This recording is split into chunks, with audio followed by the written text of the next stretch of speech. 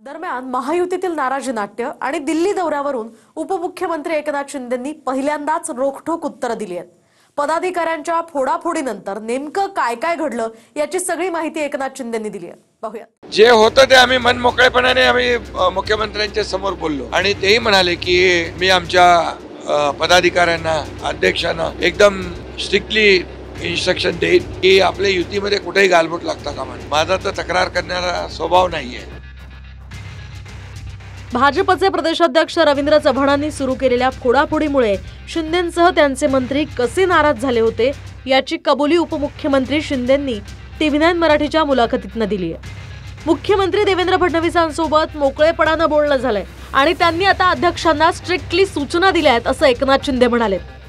जे होतं ते आम्ही मनमोकळेपणाने आम्ही मुख्यमंत्र्यांच्या समोर बोललो आणि तेही म्हणाले की मी आमच्या पदाधिकाऱ्यांना अध्यक्षांना एकदम स्ट्रिक्टली इन्स्ट्रक्शन देईन की आपल्या युतीमध्ये कुठेही गालबोट लागता कामा नये। युती अभेद्य राहिली पाहिजे, मजबूत झाली पाहिजे।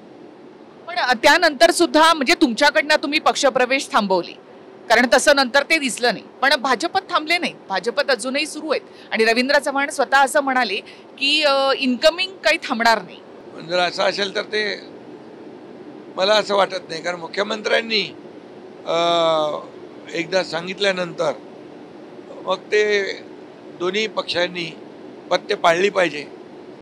मुख्यमंत्र्यांच्या सूचना याच आहेत की एकमेकांचे पदाधिकारी कार्यकर्ते घ्यायचे नाहीत। डोंबिवलीत शिंदेंचे माजी नगरसेवक भाजपात घेतल्यानंतर शिंदे दुसऱ्याच दिवशी दिल्लीत गेले होते आणि अमित शहांची भेटही घेतली, पण या भेटीत तक्रारीचा विषय नव्हता असंही शिंदेंनी म्हटलंय।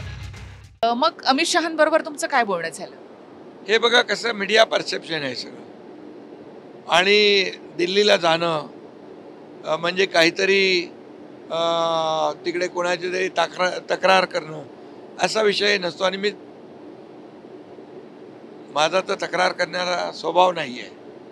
मी जेवढं पॉझिटिव्ह आणि प्रॅक्टिकल करता येईल तेवढं करत असतो। तेव्हा मला बिहारमध्ये शपथविधीसाठी NDAचा घटक पक्ष म्हणून मला बोलवलं होतं आणि मी दिल्लीला गेलो, दिल्लीवरून बिहारला गेलो।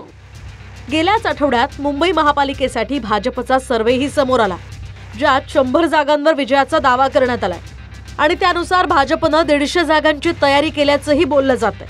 मात्र एकनाथ शिंदेंनी सुद्धा आपल्याकडे 125 माजी नगरसेवक असल्याचं सांगून अधिक जागांवर दावा केलाय।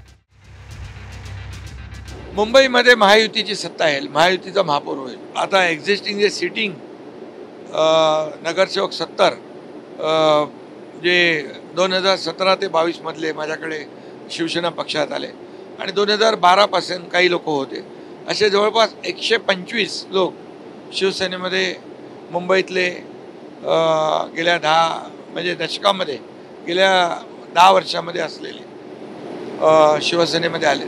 पण महायुती म्हणून लढायची तुमची तयारी आहे, ठाण्यामध्ये सुद्धा आहे, पण भाजपची आहे का?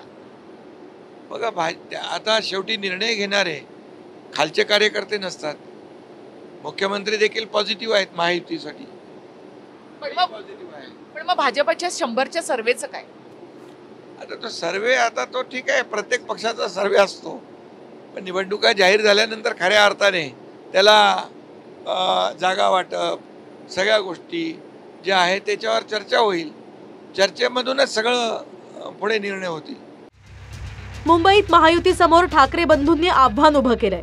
उद्धव आणि राज ठाकरे दोघेही एकत्र लढतील असं चित्र आहे, मात्र तरीही महायुतीचाच महापौर होणार असा दावा शिंदेंनी केलाय।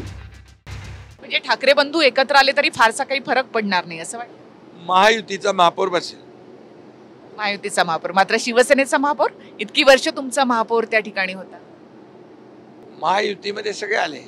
तुम्ही महायुती म्हणून म्हणता, पण भाजपमध्ये 100% भाजप किंवा महापौर आमचा अशा प्रकारची वक्तव्य येतात। स्वतः मुख्यमंत्री महोदयांनी सांगितलं की महायुतीचाच महापौर होणार, माझ्या बाजूला बसले होते। उद्धव ठाकरेंच्या गोटातून 70हून अधिक माजी नगरसेवक एकनाथ शिंदेंकडे आलेत। त्यामुळे मुंबईत तसं पाहिलं तर नगरसेवकांच्या बाबतीत शिंदेंची भाजपच्या बरोबरीचीच ताकद आहे। त्यामुळे मुंबई महापालिकेसाठी 227 जागांचं वाटप एवढं सोपं नसेल। Nikhila म्हात्रेंसह bureau report TV9 Marathi.